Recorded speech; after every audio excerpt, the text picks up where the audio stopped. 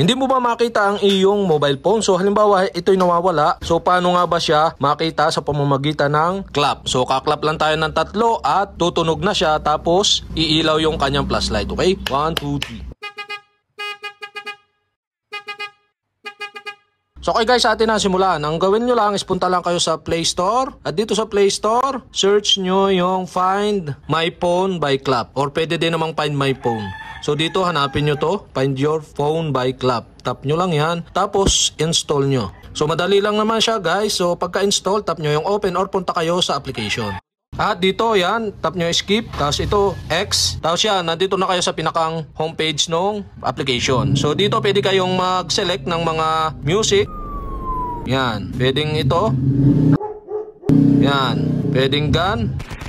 Yan, tapos pag halimbawa gusto nyo gun, tap nyo apply. Tapos sa settings naman, punta kayo dito sa may gear icon sa kanan taas na bahagi. Tapos iset nyo yung very high sensitivity para pag clap nyo is madedetect agad. So okay, back na tayo at tap nyo na itong button na to activate itong application para pag clap natin is mag-open. So activate natin. So tap nyo, tapos tap nyo yung while using the app. Yan, activated na. Yan guys, future activated. So back to home tayo. Yan guys. So, try na natin. Halimbawa, nawawala yung cellphone na yan. So, mag-clap tayo ng 3. 1, 2. So, okay guys, sana nakatulong. Thank you for watching.